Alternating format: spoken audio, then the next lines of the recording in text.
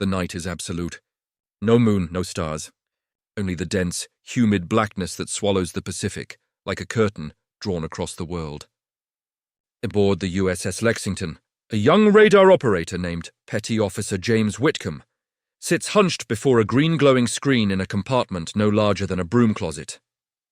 The air smells of oil and sweat and the metallic tang of electronics. His hand rests on a dial, his eyes fixed on the cathode ray tube before him. A technology so new that most of the men aboard this carrier don't fully understand it. Don't trust it. Think it's some kind of parlor trick dressed up in navy gray. But Whitcomb knows better. He's been trained at the Navy's radar school in Pearl Harbor, one of the first classes after the attack that shattered America's Pacific Fleet just weeks earlier. He knows that the glowing blips on his screen aren't magic. They're echoes.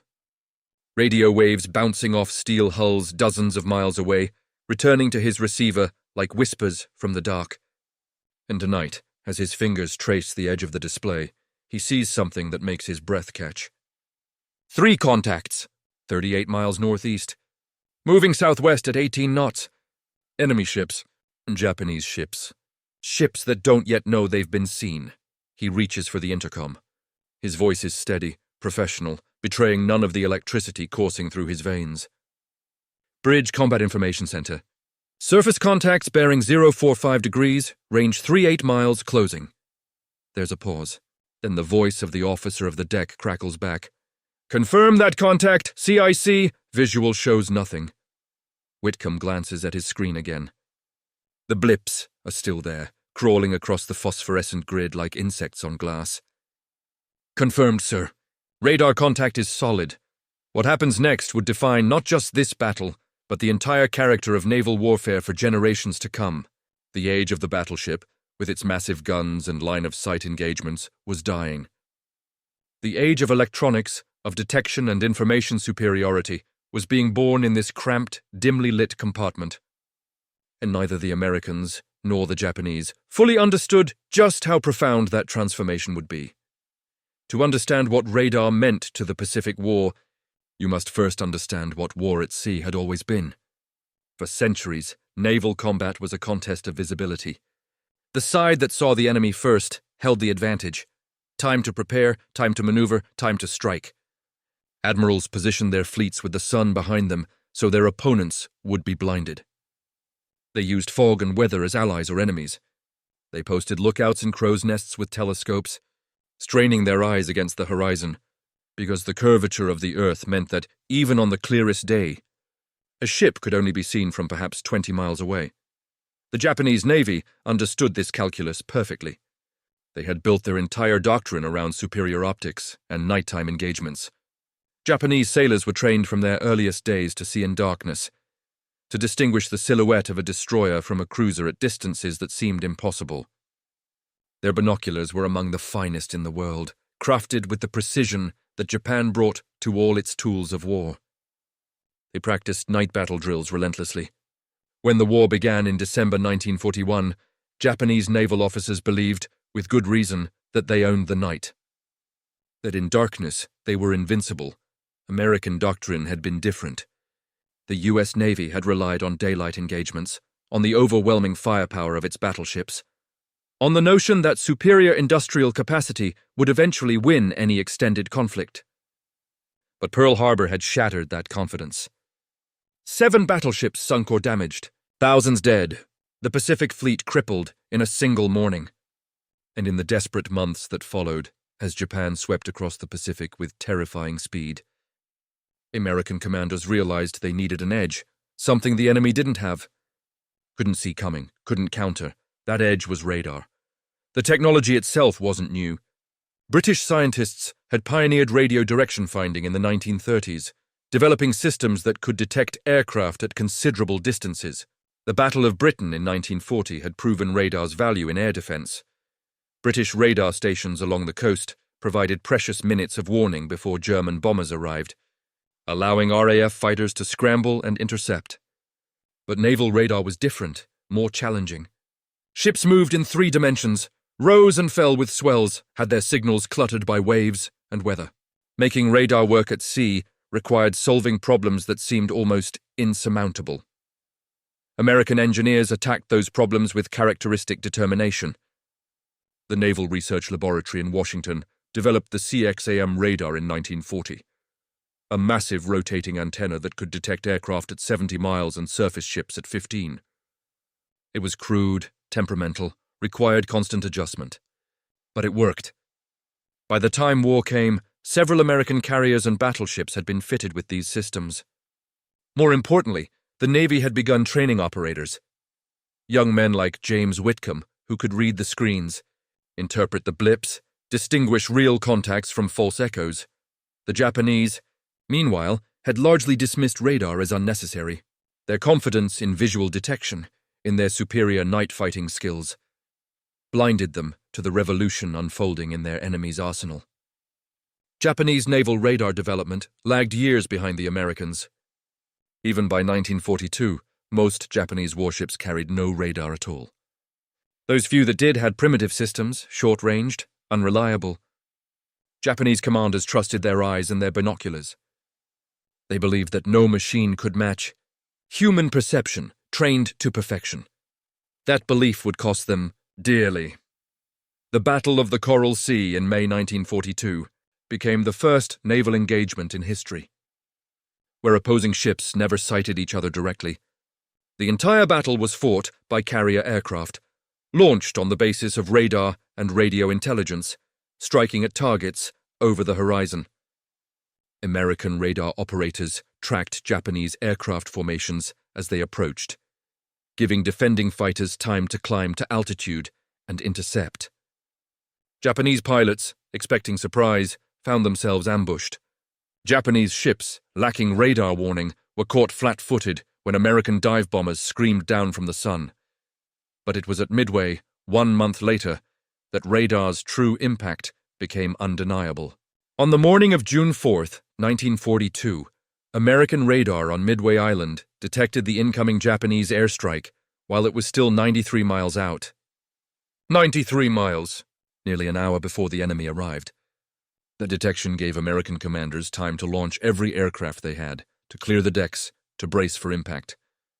When the Japanese bombers arrived, they found themselves attacking a defended target, not the helpless base they'd anticipated. More critically, American radar guided the search planes that found the Japanese carrier fleet.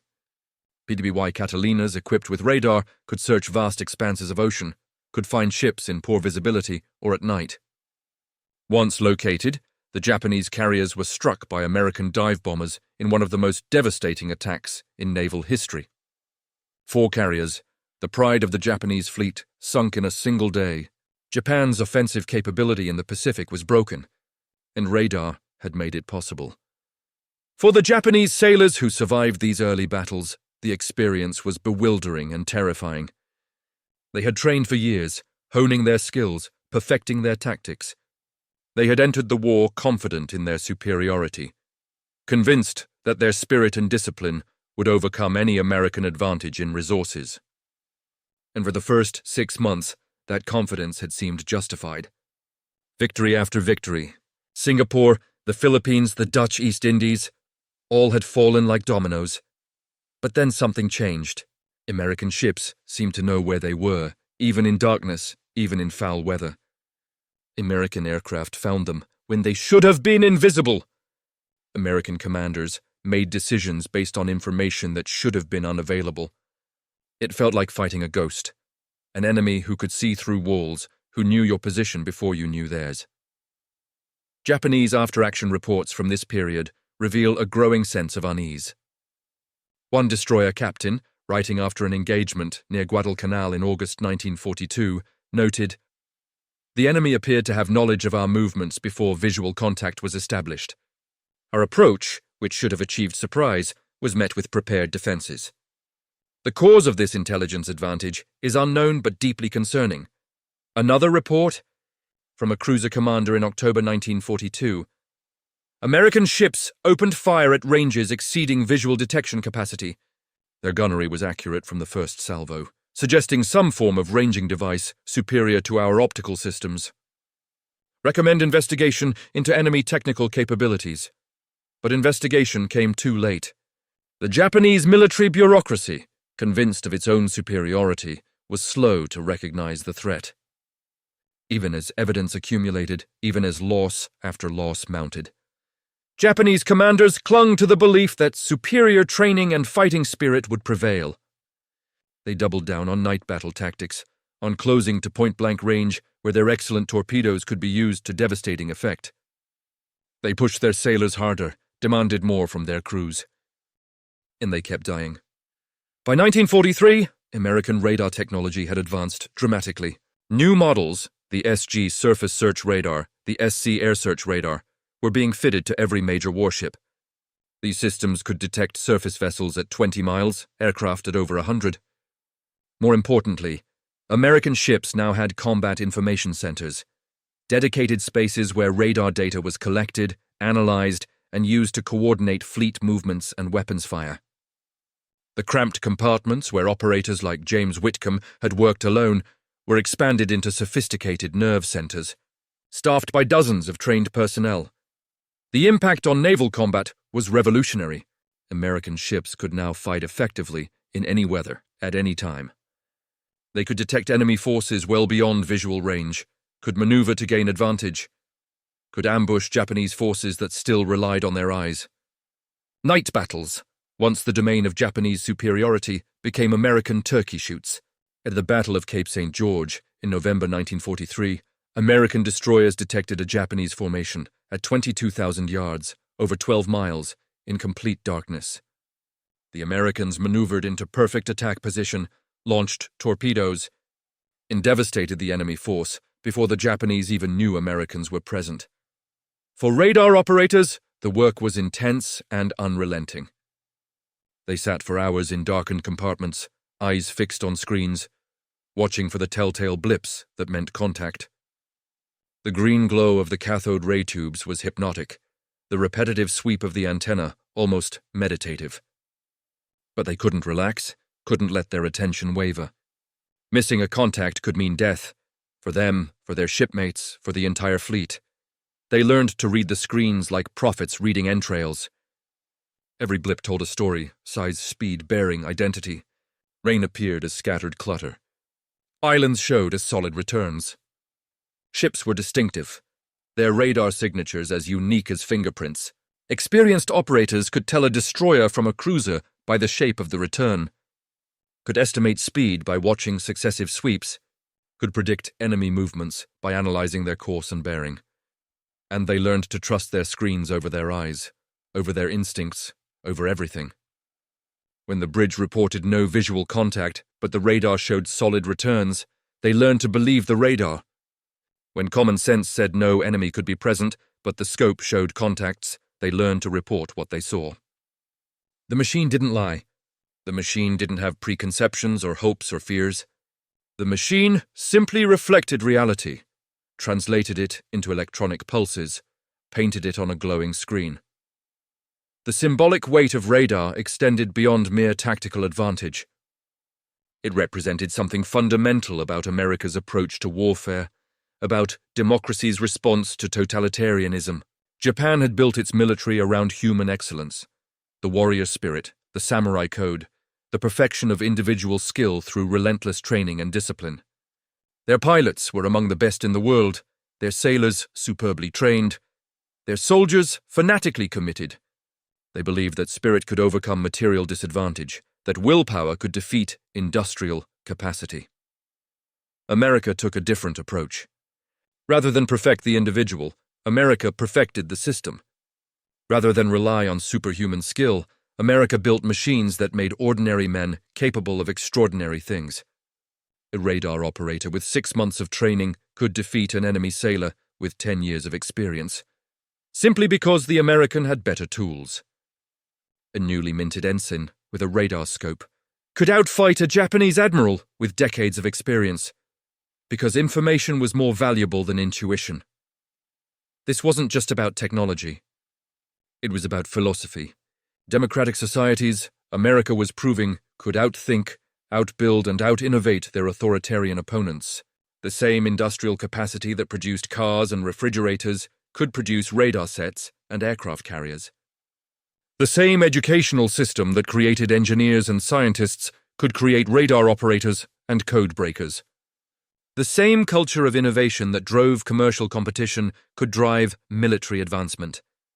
Japanese military doctrine had been forged in an earlier era, one where warfare was personal, where battles were decided by courage and skill at close quarters.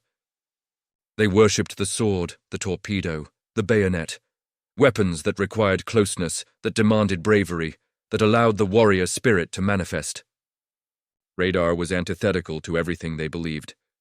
It allowed killing from a distance, by men who never saw their enemy, who pressed buttons and read screens rather than looking their foe in the eye. To the Japanese, this seemed dishonorable, even cowardly. But to the Americans, it was simply effective. In war wasn't about honor or courage or proving one's spirit. War was about winning, about preserving lives, about achieving objectives as efficiently as possible. If a machine could do it better than a man, you used the machine. If technology could provide an advantage, you leveraged that advantage ruthlessly. By 1944, American radar superiority was total and crushing. New systems could track dozens of targets simultaneously, could control fighter aircraft through voice direction, could guide ships through narrow channels in pitch darkness. The SC-2 radar could detect aircraft at 120 miles. The Mark 8 fire control radar could direct a ship's guns with devastating accuracy, placing shells on target from distances that would have been inconceivable just years. Earlier, the Battle of the Philippine Sea in June. The 1944, known to American pilots as IME, the Great Marianas Turkey. Shoot, demonstrated the full extent of American technical superiority. Japanese aircraft attacking the American fleet were detected while still 100 miles out.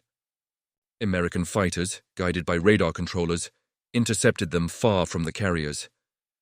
Of the 400 Japanese aircraft that attacked that day, over 300 were shot down. American losses numbered fewer than 30. It wasn't a battle. It was a massacre. Japanese naval aviation, once the finest in the world, ceased to exist as an effective fighting force in a single afternoon. For the Japanese pilots who survived these engagements, and there were few, the experience was beyond comprehension. They had trained for years, had practiced their skills until they were nearly automatic, had been told they were the elite of the empire. And then they flew into battle and died in droves, shot down by enemy pilots who seemed to know exactly where they were coming from, who were waiting at altitude, who had all the advantages. It seemed impossible, supernatural. How could the enemy always be ready? How did they always know? The answer was invisible to Japanese eyes. Radio waves, electromagnetic radiation, frequencies beyond human perception. The Americans were fighting with senses the Japanese didn't possess, couldn't develop quickly enough, and didn't fully understand even when captured equipment fell into their hands. Japanese engineers who examined American radar sets were astonished by their sophistication, by the complexity of their circuits, by the precision of their manufacturing. Attempts to copy the technology failed repeatedly. Japan lacked the industrial infrastructure, the trained personnel, the institutional knowledge to replicate what Americans had developed. In the cramped radar compartments aboard American ships, operators like James Whitcomb, now a chief petty officer, decorated for his service at Coral Sea, continued their vigilant watch. The technology had improved dramatically since those early days. Screens were clearer, ranges longer, reliability better, but the fundamental nature of the job remained unchanged. Watching, waiting, reporting what the green glow revealed. These men rarely saw the results of their work. They sat below decks, isolated from the battle raging around them, knowing their ship was in danger only by the distant rumble of explosions or the shudder of the hull when near misses bracketed them. They didn't see the enemy planes they detected, didn't witness the fighters they guided to interception, didn't observe the enemy ships their reports helped sink. Their war was abstract, symbolic, reduced to glowing points on a circular screen. Yet their contribution was immeasurable. Every battle won, every ambush successful, every enemy formation detected and destroyed. All of it flowed from their dedication, their skill, their willingness to trust the machines before them. They were the eyes of the fleet, seeing through darkness and distance, through weather and interference, providing commanders with the information needed to make decisions that saved lives and won battles. The irony wasn't lost on them. Most had joined the Navy expecting adventure, imagining themselves at the helm of a ship or manning a gun, engaging the enemy directly. Instead, they found themselves in windowless compartments, staring at screens, doing work that seemed almost clerical. But they understood, especially after hearing the stories, after learning how many lives their reports had saved, that their role was crucial. The glory might go to the pilots and the gunners, to the men who pulled triggers and dropped bombs. But the victory belonged equally to those who watched the screens, who read the returns, who gave the warnings that made everything else possible. As 1945 dawned and American forces closed on the Japanese home islands, radar had become so ubiquitous, so fundamental to American operations, that it was simply assumed. Every ship had it. Every aircraft had it. Ground-based systems ringed every base and island. The Americans had achieved what military theorists call information dominance, a comprehensive, overwhelming advantage in detecting, tracking, and targeting the enemy. Japanese forces, by contrast, remained largely blind. Their radar technology had improved somewhat by war's end, but they remained years behind American capabilities. More critically, they lacked the doctrine, the training, the institutional culture to use radar effectively, even when they had it. Japanese commanders still trusted their eyes, still believed in visual confirmation, still made decisions based on outdated assumptions about how naval warfare worked. The kamikaze campaign of 1944-45. Japan's desperate use of suicide attacks was in many ways a response to this technological gap. Unable to match American capabilities in conventional combat, unable to penetrate American defenses with traditional tactics, Japan turned to attacks that required no sophisticated equipment and no complex coordination, just courage and determination. Radar could detect the kamikazes coming, could guide defending fighters to intercept them, but couldn't stop a determined pilot willing to die. In that sense, the kamikazes represented Japan's final rejection of technological warfare, their ultimate embrace of spirit over material. But even the kamikazes were countered by American technology. Radar-directed fighter controllers became expert at vectoring combat air patrols onto incoming attacks. Radar-aimed anti-aircraft fire could engage targets beyond visual range. The proximity fuse, another American innovation that used miniature radar to detonate shells near aircraft, made every burst exponentially more lethal. The kamikazes achieved some successes, damaged some ships, killed some sailors, but they couldn't change the outcome. They were courage and desperation, hurling themselves against a technological wall, and the wall didn't crack. When Japan surrendered in August 1945, after Hiroshima and Nagasaki, after the Soviet declaration of war, after all hope of victory or even honorable stalemate had vanished, American radar operators sat before their screens one final time as victors.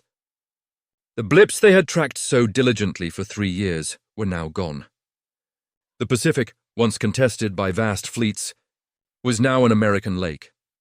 In the decades that followed, historians would analyze the Pacific War from every angle, would debate strategy and tactics, would assess leadership and industrial capacity. But for those who had served, who had been there, one truth stood out with crystalline clarity: technology had mattered. Not courage, though both sides had shown incredible bravery. Not fighting spirit, though both sides had demonstrated tremendous determination. Not even industrial capacity alone, though America's productive advantage had been decisive. No, what had mattered was the ability to see, to detect the enemy before he detected you, to know his position while remaining invisible yourself, to strike from beyond his range while he flailed blindly. Radar had provided that capability. Radar had been the decisive weapon. More important than any battleship or bomber, more valuable than all the destroyers and cruisers combined, because radar provided what no amount of courage or training or determination could: information. And in modern warfare, information was everything. For James Whitcomb, now Lieutenant Commander Whitcomb, retiring from the Navy in 1946 with a chest full of decorations and memories enough for 10 lifetimes, The war came down to a single image. Not the burning ships at Pearl Harbor, though he'd seen the smoke from shore. Not the Japanese planes falling like swatted flies at Philippine Sea, though he'd tracked everyone. Not even the surrender ceremony in Tokyo Bay, though he'd stood on the deck of the Missouri as a representative of the radar operators who'd helped make victory possible. No, the image that stayed with him was simpler. A green screen in a dark room, and 3 small blips crawling across it that represented enemy ships. Ships that would have been invisible in the darkness, undetectable by any means known to previous generations of sailors. Ships that the enemy thought were hidden, protected by night and distance, secure in the assumption that if they couldn't see the Americans couldn't see them. How wrong they'd been. How utterly, fatally wrong. He thought about those blips often in the years that followed, as he returned to civilian life, as radar technology evolved into the sophisticated systems that would guide aircraft and ships, and eventually spacecraft.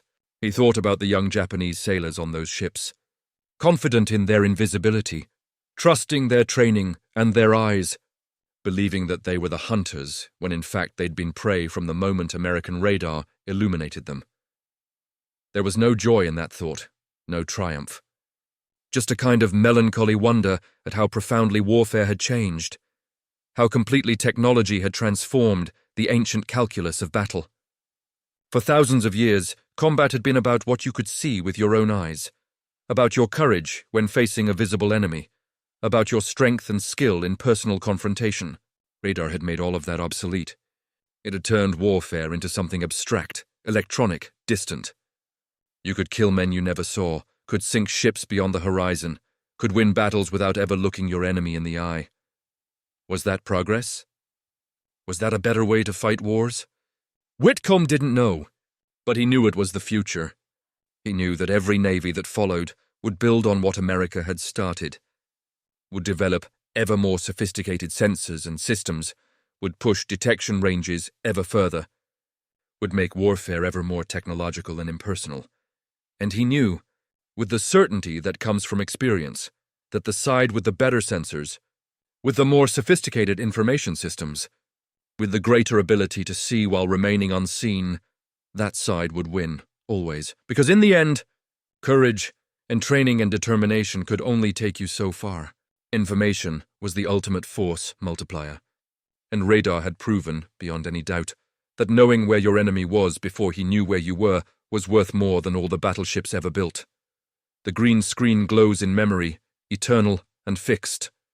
3 blips crawling across the darkness, thinking themselves invisible, not knowing they'd already been seen, already been marked, already been defeated by an enemy who possessed senses they couldn't comprehend.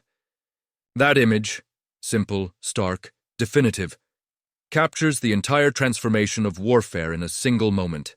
The age of sight giving way to the age of senses, the age of courage giving way to the age of information, the age of warriors giving way to the age of technicians.